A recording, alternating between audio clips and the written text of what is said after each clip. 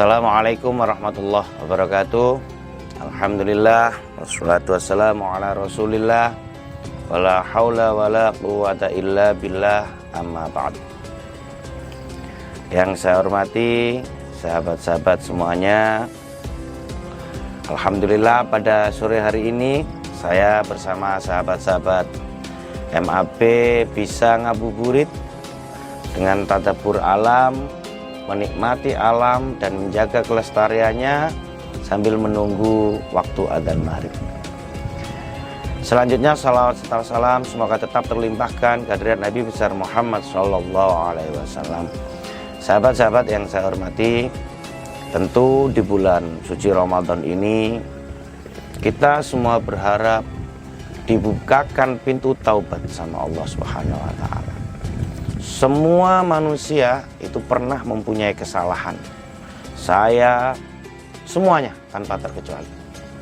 Oleh karena itu, saya ingin mengajak kepada sahabat-sahabat semuanya yang ada di sana bahwa pintu kasih sayang Allah, pintu maghfirah, pintu pengampunan Allah itu tidak pernah tertutup.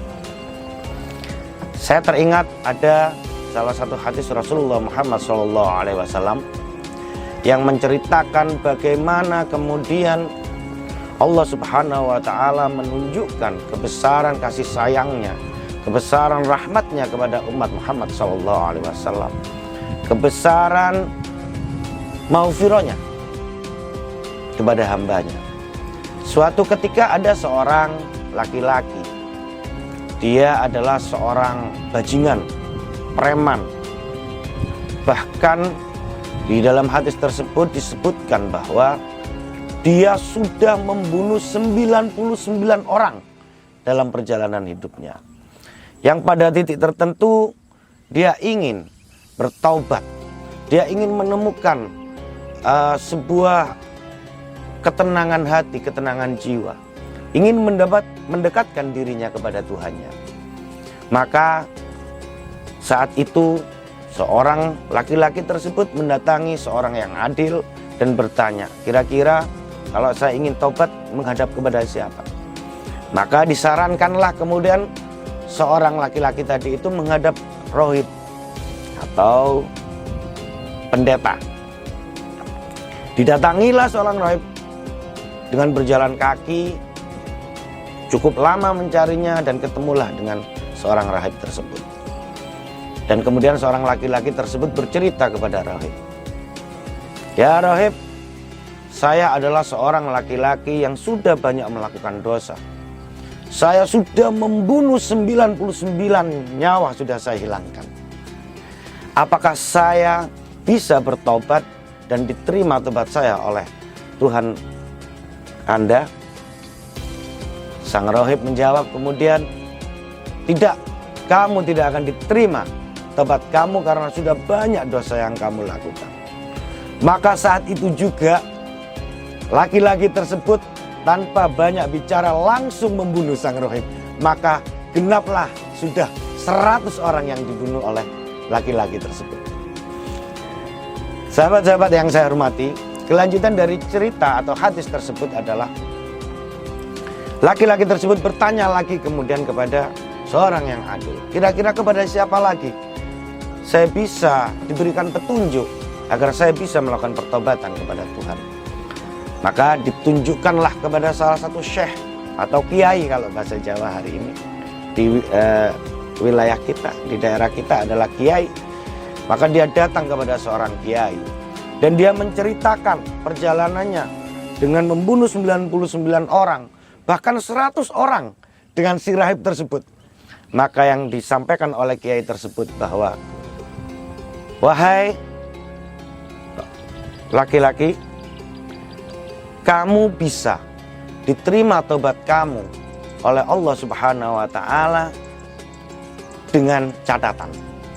Kamu harus pindah dari tempat kamu hari ini berada, karena ruang lingkup kamu, pergaulan kamu itu tidak baik. Kamu harus menuju suatu tempat yang mana tempat tersebut sudah ditunjukkan oleh kiai tersebut. Maka untuk menuju sebuah pertaubatan, laki-laki tersebut dengan rela hati, dengan sukaria melakukan perjalanan yang cukup jauh. Tetapi dalam perjalanan tersebut Allah berkehendak lain. Laki-laki tersebut dalam perjalanannya telah diambil nyawanya oleh Allah Subhanahu wa taala. Maka ketika itulah datang dua malaikat yang berebut. Yang pertama adalah malaikat adab, yang kedua adalah malaikat rahmat. Malaikat adab mengatakan bahwa, wahai malaikat rahmat, biarkan nyawa orang ini menjadi hak saya untuk saya ajak ke dalam neraka, karena dia belum selesai dalam masa pertaubatannya. Dan selanjutnya malaikat rahmat berkata, tidak bisa. Dia sudah melakukan niat pertaubatan kepada Allah Subhanahu wa taala. Dan dengan sifat Rahman Rahimnya Allah, dengan sifat maghfirahnya Allah, maka orang ini saya yakin diterima pertobatannya oleh Allah Subhanahu wa taala. Dari pertikaian tersebut maka diputuskanlah kemudian, apabila jadi ada sebuah kesepakatan diberikan keputusan oleh Allah, coba dihitung kira-kira perjalanan dia dari awal perjalanan rumah sampai tempat pertaubatan lebih jauh mana. Dan kedua malaikat tersebut akhirnya menghitung jarak antara mulai perjalanan sampai tempat di pertaubatan. Dan alhamdulillahnya dalam cerita tersebut, dalam hadis tersebut diceritakan bahwa perjalanan pertaubatannya jauh lebih banyak daripada atau lebih mendekati kepada tempat yang akan menjadi tempat dia bertaubatan. Maka Allah memutuskan bahwa taubat orang tersebut itu diterima dan tentunya akan dimasukkan surganya Allah Subhanahu wa taala.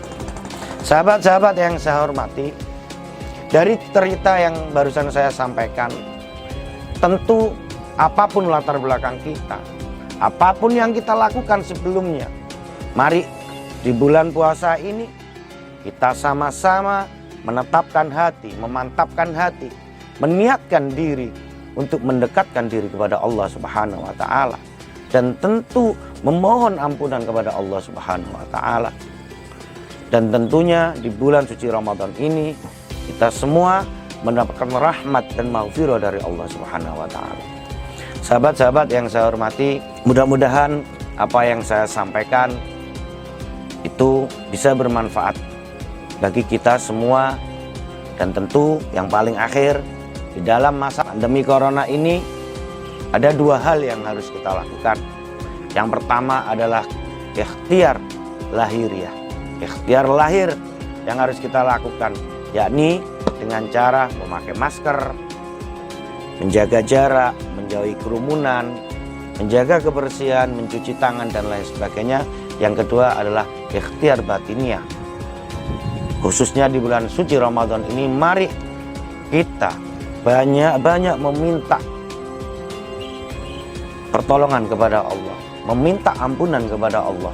Dan mudah-mudahan dengan datangnya bulan suci Ramadan ini, bulan yang penuh rahmah ini, kita berharap dan meminta kepada Allah pandemi corona ini segera berakhir dan virus corona ini segera diangkat oleh Allah dari bumi pertiwi lebih khususnya. Akhiran, wallahul muwaffiq ila aqwamit thoriq. Wassalamualaikum warahmatullahi wabarakatuh.